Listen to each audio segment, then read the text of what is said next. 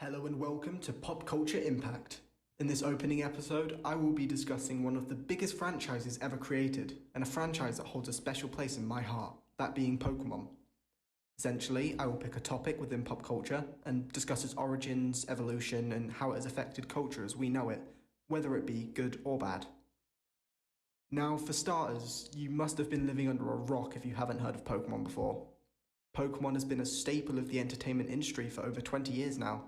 It is the second best-selling video game franchise, closely behind the Mario games, and has had a lot of success with its animes, TCG, meaning trading card game, and manga releases.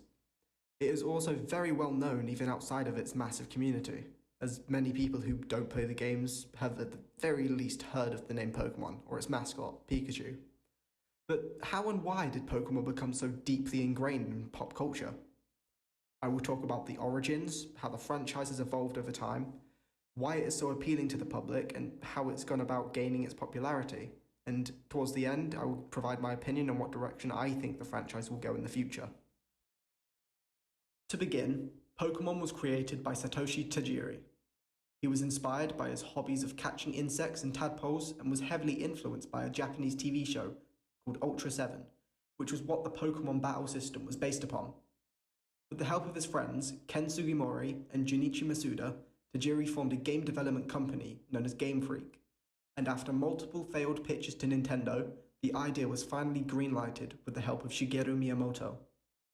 It wasn't until February 27th, 1996 when Pokemon Red and Green were released to Japan on the Nintendo Game Boy, the games being mechanically identical, however each version had a different array of Pokemon available. The games racked up huge success and sales, with the most contributing factor to that success being the social aspect, as players were able to connect with their friends to battle or trade. This idea was encouraged by its catchphrase, "Gotta catch 'em all," which was all about collecting every Pokemon that existed in the game, and therefore trading with others was key. It also had a strong appeal to its target audience, with its huge amount of customization options in comparison to other popular JRPGs around that time, namely Final Fantasy and Dragon Quest. Finally, it was marketed incredibly well. Within the first year of the release, a tabletop trading card game was created, where people would buy packs in stores and use them to play a whole new game.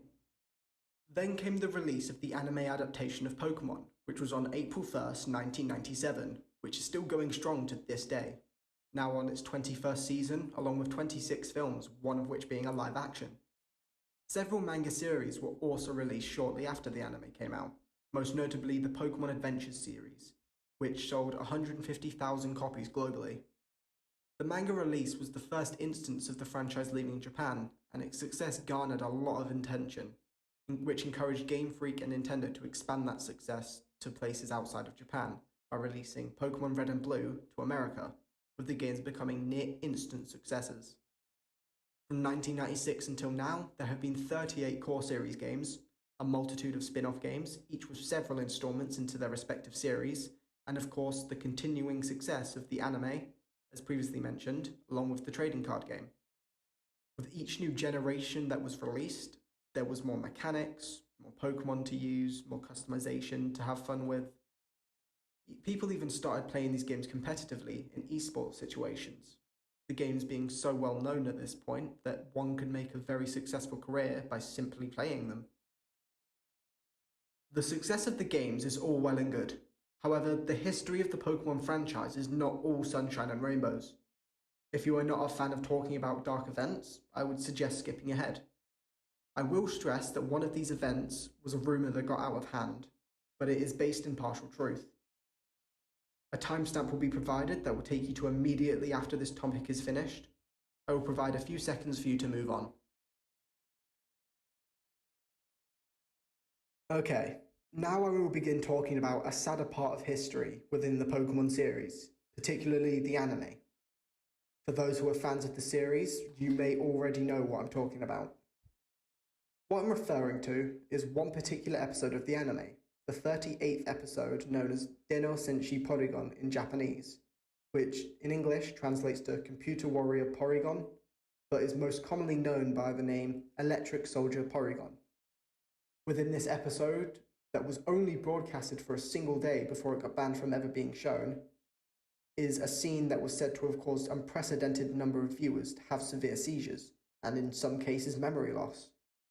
Although approximately 1 in 4,000 people are susceptible to these kind of seizures, the actual number of people afflicted exceeded this, with approximately 700 children being hospitalized.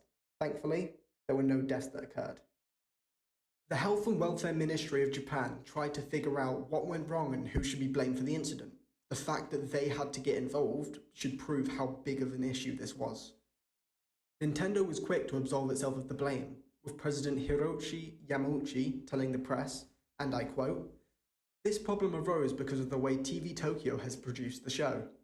But Takamoto Mori, the program producer, told the Japan Times that, and I quote, "Like all episodes of Pokemon, Deno Senshi Porygon has been pre-screened by producers and individual TV stations before the broadcast," and another producer added that they had used the Paka Paka technique as a device to create tension hundreds of times without incident, the Paka Paka technique being the main cause of the seizures. As a result, Nintendo's shares dropped by 5%, and Pokemon was removed from store shelves and made parents stop their children from watching the show and playing the games. However, due to the incredibly massive popularity of the show within Japan, which accounted for 15% of total shares in its time slot, a simple apology and a few warning labels on the future episodes, the event was practically swept under the rug. If this was to happen to a smaller company, then it would have been the end of them. The event that I mentioned that got out of hand is known as the Lavender Town Syndrome. Simply put, it was a rumour that was spread stating that there was a series of mass suicides of children between 7 and 12. This was supposedly caused by the extremely high-pitched frequencies of the theme music of one of the in-game locations, Lavender Town. This was not true. There was never any mass suicides of children. It did, however, cause severe headaches and other symptoms known to be caused by high frequencies.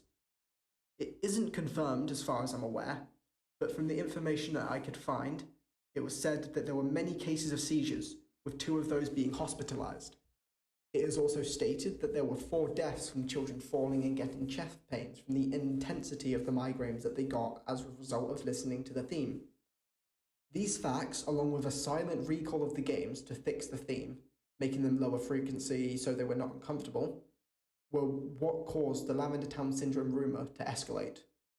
Initially, however, this did have a minor impact on the franchise until they managed to clear it up as just a rumour. It now lives on as what is known as a creepypasta, a scary internet rumour. Both of these events did, however, result in a crackdown on epilepsy-inducing scenes and safety measures when using higher frequencies to prevent anything like this from happening again. At this point, welcome back to those who skipped the previous segment. I have finished discussing the darker parts and am now moving on to one of the biggest global phenomena, a mobile app called Pokemon Go. It was an app that allowed users to explore the cities and towns that they lived in real life and catch Pokemon using AR, augmented reality. To say that this was a massive hit in terms of pop culture was an incredible understatement. It has now accumulated over 1 billion downloads, more than 250 million downloads within the first quarter of its release. The success was unprecedented, as no one thought it would ever grow so quickly. Lastly, I want to talk about my prediction of the direction of the Pokemon franchise, most importantly, the games. Now, over the years, the company has grown in many different ways, and the games have been the ones that have evolved, having more freedom with its most recent Pokemon game, Pokemon Legends Arceus, being the first free-roam game. I believe that is where the future of the series lies.